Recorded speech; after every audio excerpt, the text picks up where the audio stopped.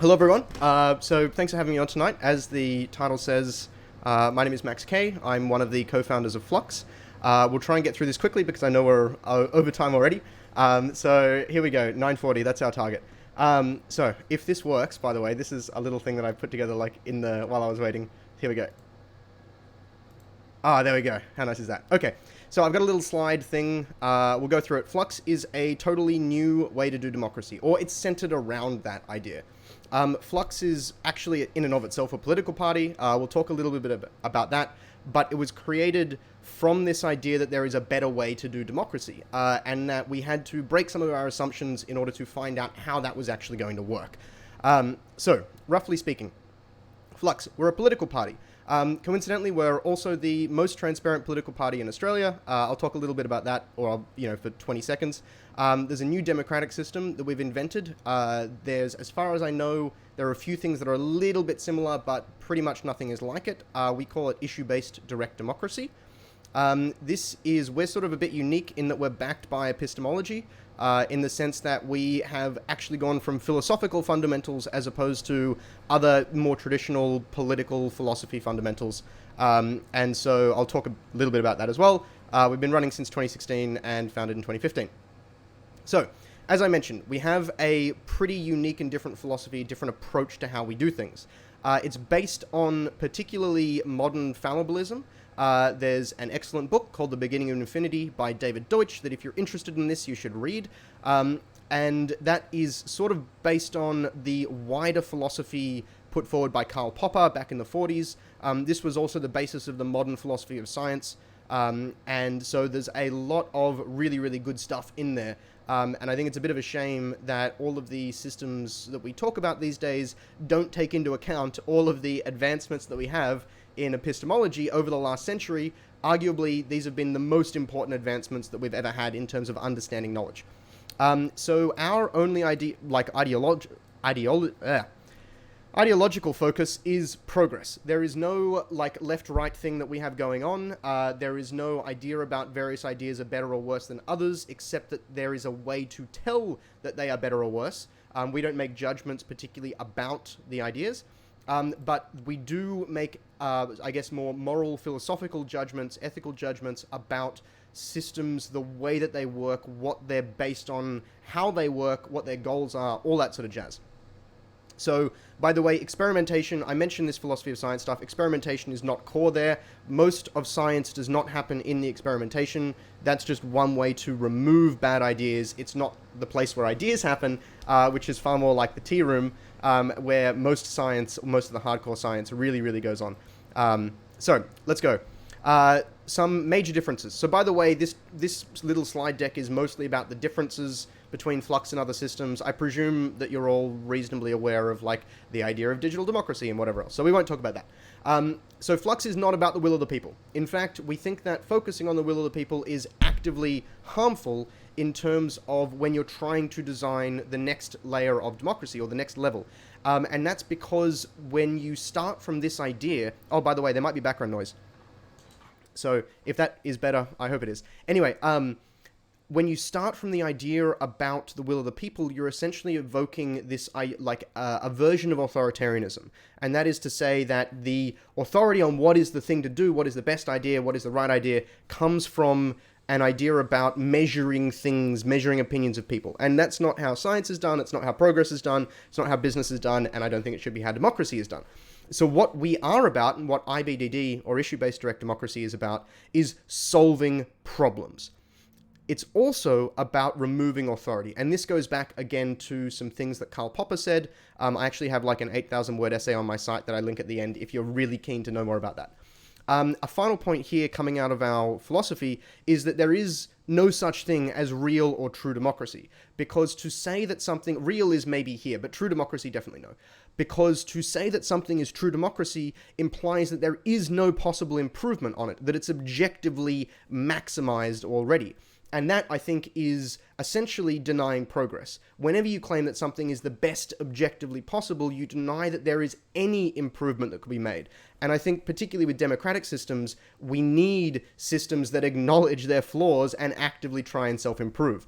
This is another feature of issue-based direct democracy. I don't talk about it here, but I have talked about it online if you search for it.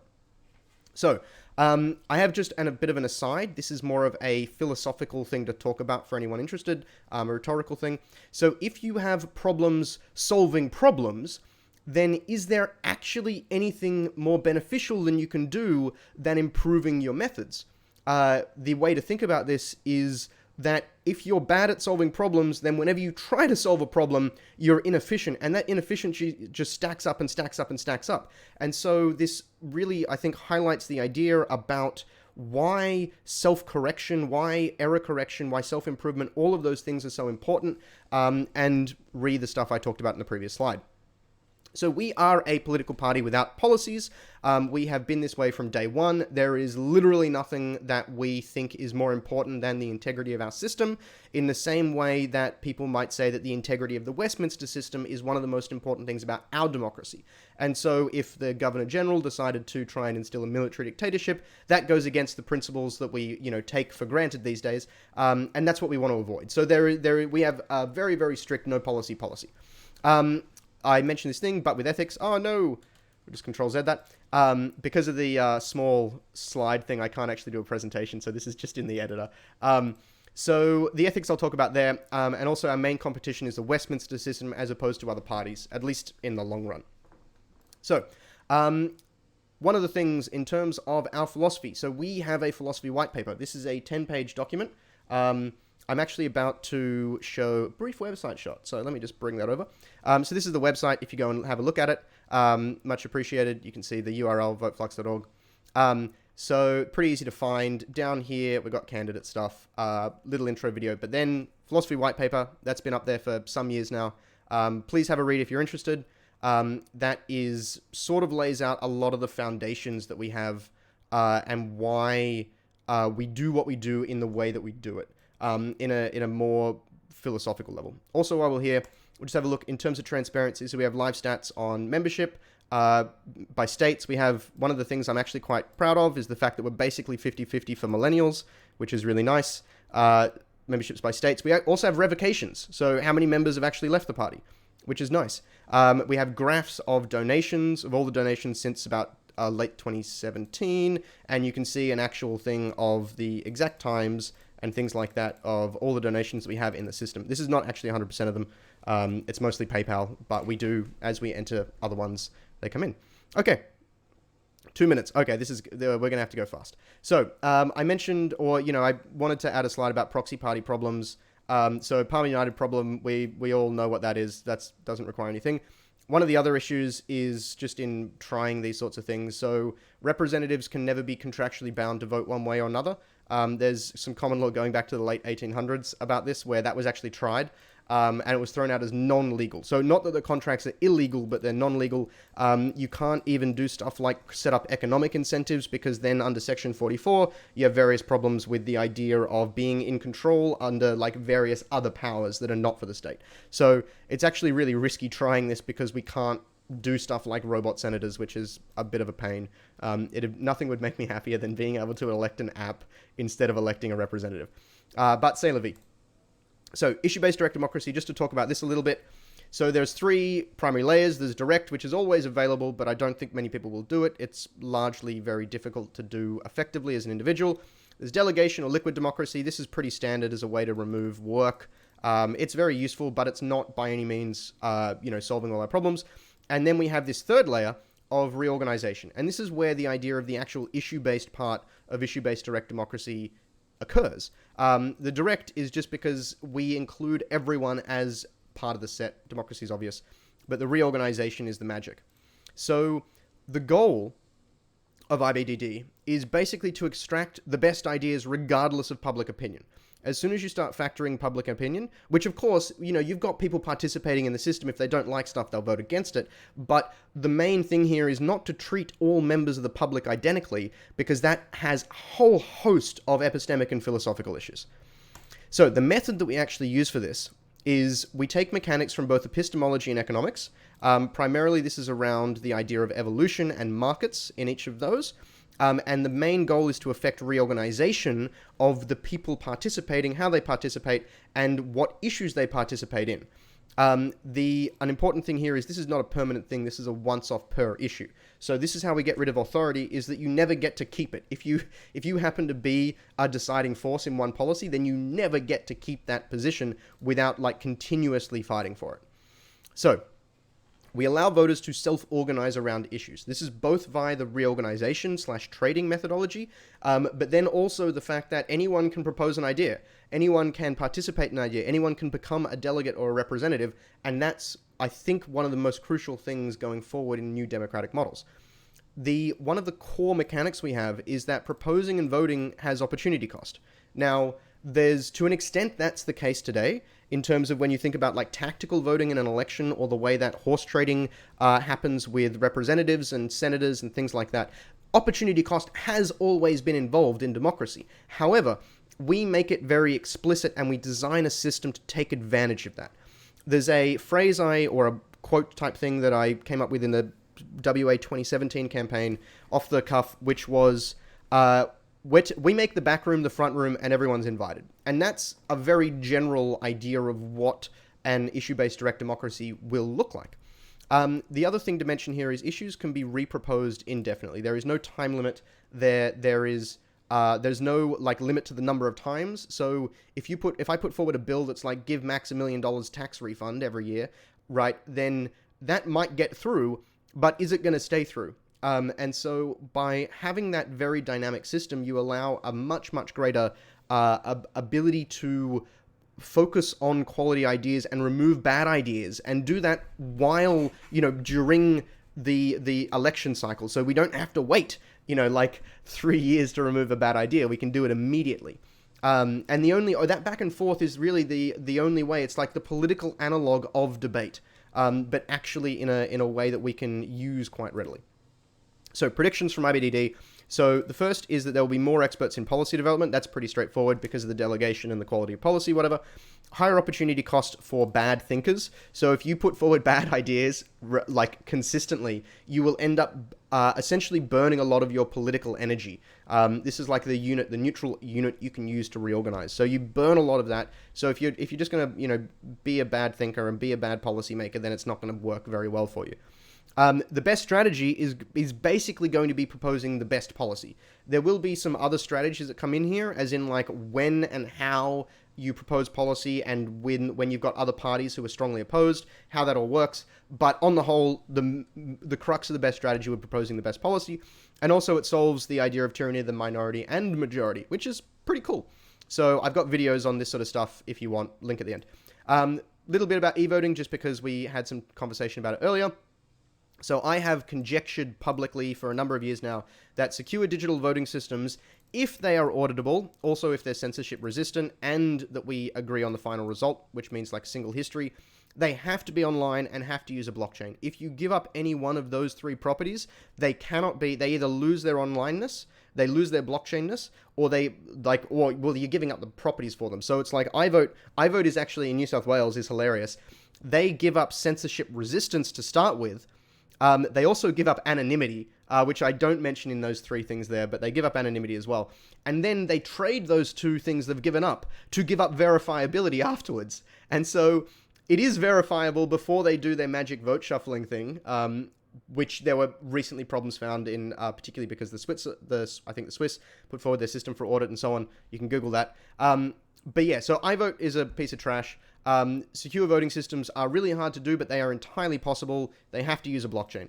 Also, Flux, etc. So, fun fact about Secret Ballot, just because it's fun. This is something I invented actually, called Copperfield. We have a digital secret ballot algorithm. This only uses battle-tested cryptography that's been known for many, many years, which is nice. It's not vulnerable to the sort of timing attacks mentioned re the ACT system earlier. It allows for fully public voting records without revealing voter identities.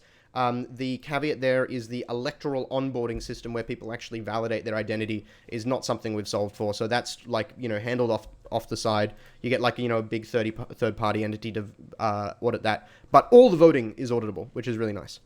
So Flux, journey forward, roughly, the goal. So get elected, build the IBDD system. These two things happen in parallel. Win more seats, obviously, improve IBDD, form government, and eventually change the constitution to something that's actually decent and doesn't talk for a third of the bloody document about the pay rates of judges and whatever else. Anyway, so it's only going to take 40 years, but it's fun.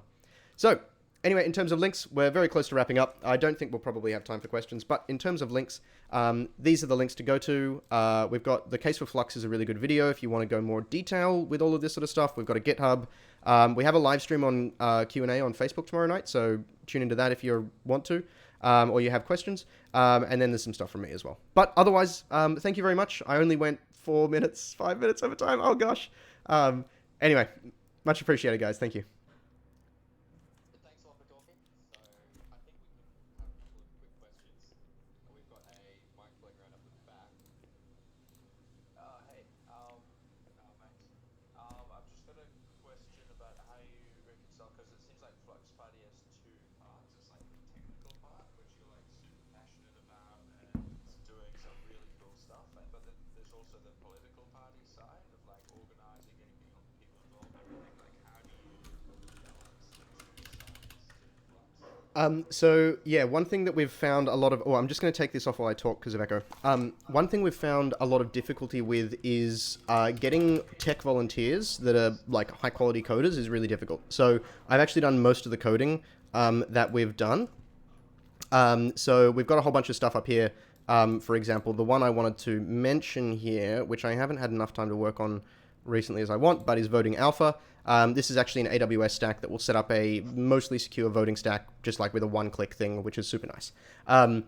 So the difficulty, or what we wanted to do plans started late 2015, was to make a startup that was doing the voting tech. And that way we would have access to like venture capital, and we could funnel the venture capital into the political party and just take it, like, win entire government into elections sort of thing. Obviously that didn't work so well. So the startup's currently on hiatus because we've run out of money. I was the principal backer, by the way, so, grain of salt type stuff. We didn't end up ever raising huge amounts of VC. It was one of the big reasons that Flux was able to like work as well as it could in the federal election 2016, so that was nice. But realistically, it hasn't. The whole, tech party side has been really difficult to manage. That separation still exists to some degree, though more of the tech is being brought into the party.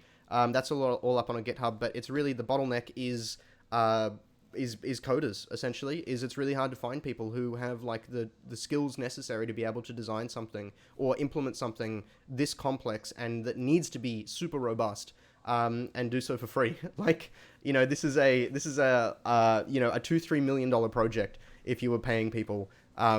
So yeah, it's a bit difficult.